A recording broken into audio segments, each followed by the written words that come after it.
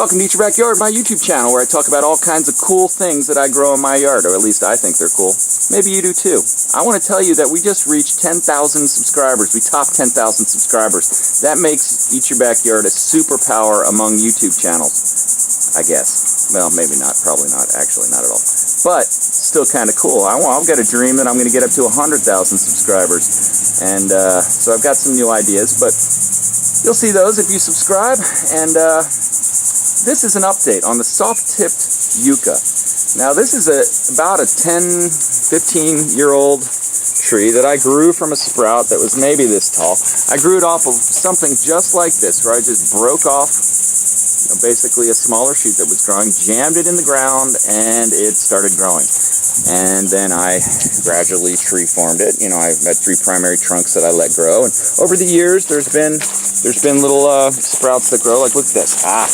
You see this? And this? It's always wanting to sprout. So to keep a tree formed, you got to really just cut it real close to the base. Just cut it right there.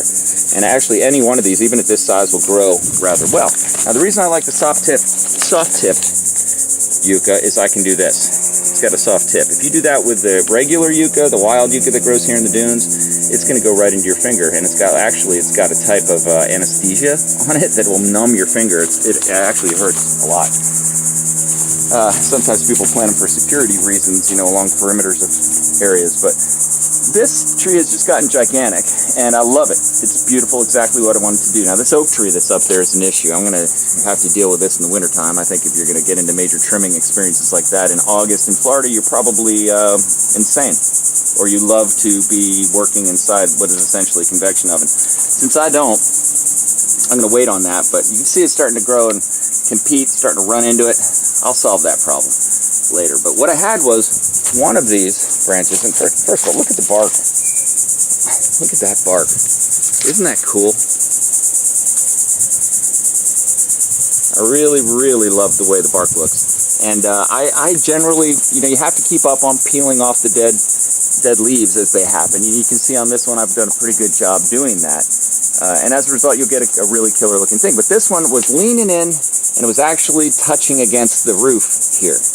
I've planted it a fair distance away from the house, but it's going to lean over. So what I did was, I had a video that I made where I topped this. I chopped it right here, straight off, and said it will grow back easily. And it did. And I just want to update you. Don't be hesitant to go ahead and make a move like that if you know that it's a hardy plant. Sometimes I think that's the best thing you can do to promote growth. I'm going to back up here a little bit and give you a perspective of what this thing looks like next to the house. So there it is. You can see how tall that thing gets. Isn't that beautiful? Now, one other little note about the soft-tipped agave is that the white flowers that it produces, and there aren't any on there now, but you can see the remnants of the flowers. Well, it's probably kind of hard to see here, but anyway, oh yeah, right there.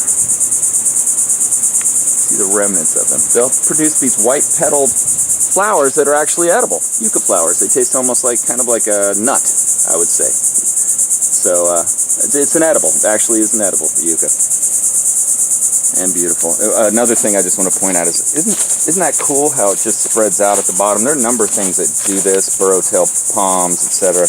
But great look. Now, you can see at the bottom here, I've done some trimming, but kept it real close to the, and this one's actually starting to callus up. That's what you want, for it to eventually callus up. But it just takes a long time for it to callus up, is the thing. So you really shouldn't let them get this big before you trim them, or you have that problem. If you get them when they're this size, like this one, I could just take off. All right. That'll heal over easily. When you let it get this size, now you got a big hole that essentially makes it kind of risky in terms of it might get rotten there. Hey, anybody know what this is? Isn't that cool? Cicada shell. You can probably hear them in the video. They're everywhere. That's the shell. It emerged out of that shell. Super cool. Alright, well, hey, if you like these kinds of videos, go ahead and subscribe to Eat Your Backyard, where you'll be notified as new videos come out. And thanks for watching.